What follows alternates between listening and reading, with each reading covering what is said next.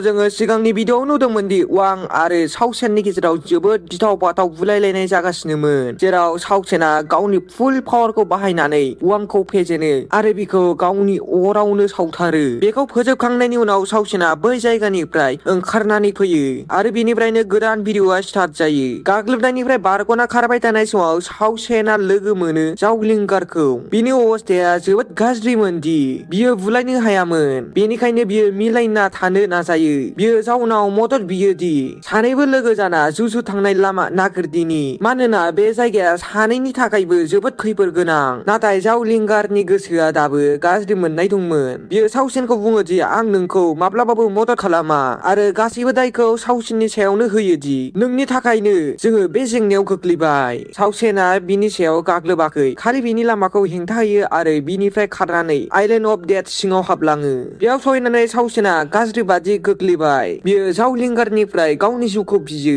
जावआ बिखौ फोजोबनो थाखाय थि खालामबायमोन दि, नाथाय बियो थाथ'यो आरो उनाव फैफिनो।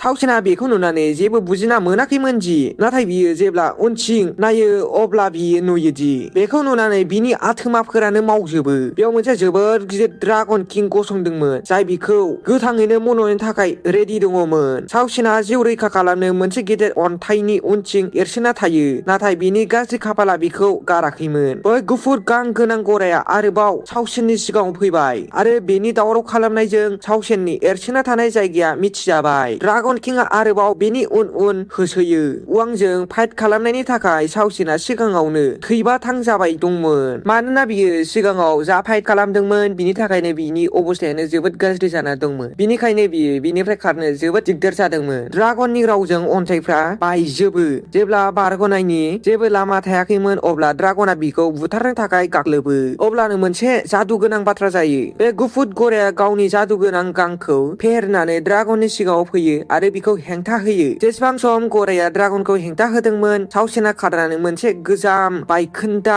जायगायाव सहैयो। नाथाय बिनि मोदोमा दा गोहो गैया जाबायमोन। बियो बे बायखोन्दा जायगानि खाथिनि मोनसे राननाय दैनि सायाव बेहस जाना गोग्लैयो। बेहस जानाय समाव बिखौ गावनि गोजाम मोजां मोननाय रुइजों लोगोसे थानाय समायना समफोरखौ गोसोखांफैयो। बे सिमाङा एसेबां गोजोनथावमोन जे बिनि सिखारनो गोसोआनो जायाखैमोन। जेब्ला सावसेना बेहस जाना गोग्लैदोंमोन अब्ला बिनि जखमनिफ्राय थैया गोग्लैनानै बे ड्रागन दावदैनि सायाव गोग्लैहैयो, जायखौ बियो लोगोसे लाबोफादोंमोन।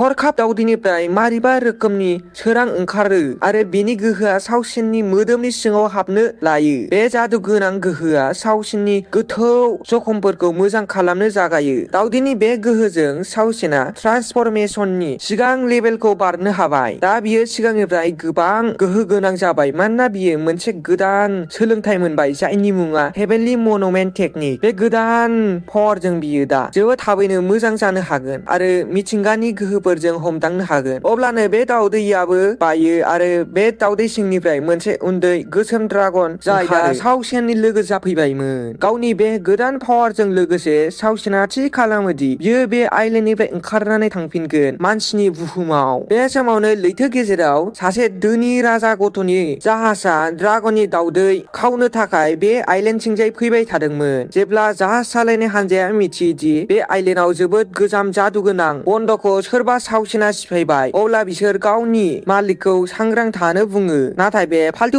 राजा गथ'आ उल्था गोजोननाय मोनोदि दा मोजां जागोन। सांग्रां होनायखौ खोनायै बायदि खालामनानै बे जाहाजआ खैफोद गोनां दैनि बिलोफोरखौ बारनानै सिगां थांबाय थायो। बिखौ हमदांनाय गैयामोनदि गोजाननिफ्राय सावसेना बिसोरनि जाहाजखौ नोजोर खालामबाय थादोंमोन आरो बियो बिसिनि बे जाहाजखौ लानानै बिनिफ्राय खारनायनि प्लेन खालामदों। नाथाय बे जादुगोनां लैथोखौ बारनाया एसेबां गोरलै नङामोन। हरखाब लैथोनि गिख्रंथाव रायखसफ्रा जाहाज सायाव गाग्लोबफैबाय। नुबायनो राजा गथ'नि मोजां मोननाय सिख्ला आरो बिनि गासै लोगोफ्रा बे रायखसनि आदार जाजोब्बाय। गोजानाव गसंदोंमोन सावसेना खालि मोनसे गोथौ हास्थायनायल' होनो हाबाय। बेखौ बुजिना मोनबायदि जाहाजजों खारनायनि आंनि आसाया गासिबो बायजोब्बाय। दा न'आव थांफिननायनि टेनसन गारनानै सावसेना गावनि उखैनायखौ फोजोबनो अर सावनानै बेदर संनो जागायो। नाथाय बियो आदारखौ आखायाव लादोंल'मोन अब्लानो 4 आखाइ गोनां मोनसे जोबोद गेदेर मांकि किंआ बेयाव फैयो। बेदरनि मोनामनाया बिखौ बोना लाबोदोंमोन। जेसेबां सम मोख्राया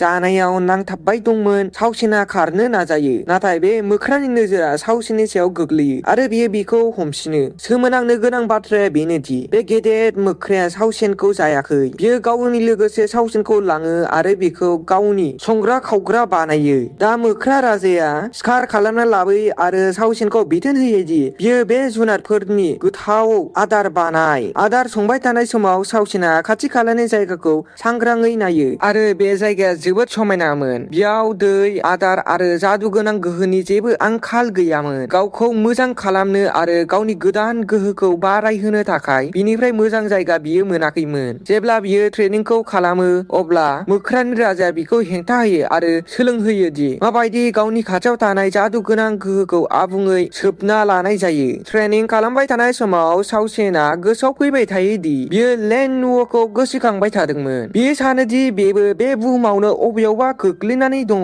बे जायगाया जोबोद खैफोद गोनांमोन। सोरगिदिं सुथुरफोर आरो गिख्रंथाव जुनार, बबेयावबा गिथाव बाथाव सुबुंफोर बुंफबना दंमोन। बेखायनो बियो सिगाङाव गावखौनो गोहो गोनां खालामनो थि खालामो। गुबुनथिंजाय जावलिंगाराबो बिखौ बुथारनो थाखाय हाग्रामायाव गिदिंबाय थादोंमोन। गोबां सान सावसेना मोख्राजों थाफानायनि जाहोनाव दा बियो फिट जाजोब्बायमोन। मोनसे सानाव जेब्ला बियो हाग्रामायाव फिथाइफोर बुथुमबाय थादोंमोन अब्ला बिनि खाथियाव बै गुफुर गां गोनां गराया फैफिनो, जाय ड्रागन किंनि सिगाङाव बेनि जिउखौ रैखा खालामदोंमोन। बे समावनो जावलिंगाराबो बे गरायखौ नागिरना औवा हाग्रामायाव सफैयो। गरायनि जायगायाव बियो सावसेनखौ नुयो, जायखौ बियो थैबाय होनना सानदोंमोन। समखौ ओरैनो हगारहरालासिनो बियो सावसेननि सायाव आटेक खालामो, मानोना बियो दाबो बिखौनो गावनि बे जेंनानि बिबान गोनां होनना सानो। बेबादि सावसेन आरो जावलिंगारनि गेजेराव आरोबाव फाइटआ जागायो, एकदम टम एन्ड जेरि बायदि, जायफ्रा माब्लाबाबो लोगोसे थानो हाया। नाथाय बे समाव बाथ्राया सोलायबाय। सावसेननि फाइट खालामनाय सोलोंथाया दा जोबोद मोजां जाबाय आरो बियो जावलिंगारनि गाग्लोबनायखौ गोख्रों हेंथा होयो। बेखौ नुनानै जावआ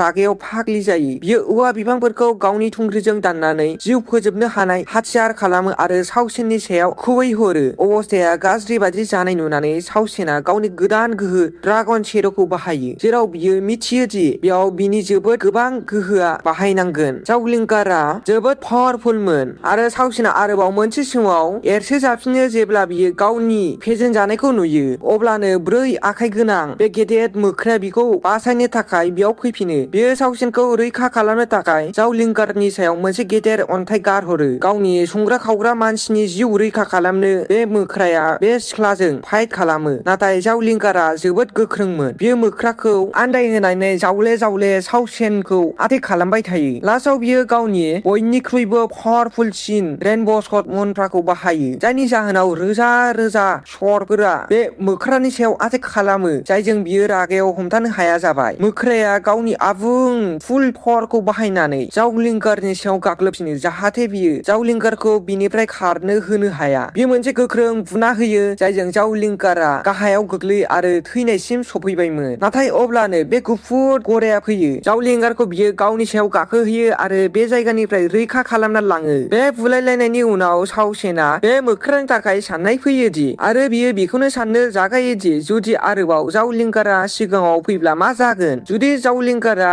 बे मोख्रानि सिगाङाव फैयो अब्ला बे मोख्राया गावखौनो गाव मारै रैखा खालामगोन। लोगोफोर, दिनैनि थाखाय खालि एसेबाङानो। नोंसोरो दिनैनि बे भिडिअखौ माबायदि मोनखो कमेन्टआव आंनो खोन्थाहरदो आरो इयुननि बाहागोफोरा जोबोद थाबैनो फैगोन, जाय आरोबाव जोबोद मोजां जागोन। बेखायनो जुदि नोंसोर दाबो चेनेलखौ साबस्क्राइब खालामाखैबा खालामनानै लादो। जुदि खालामनानै लायाखैबा नोंसोरो बिनि जेसेबांनाखि इयुनाव भिडिअ फैबावगोन बेखौ मिस खालामनो हागौ, बेनि थाखायनो खालामनानै लादो। थ' लोगोफोर, आङो नोंसोरजों लोगो मोनफिनसिगोन गोदान भिडिअआव। दिनैनि थाखाय बेनोसै। Thanks for वाचिं।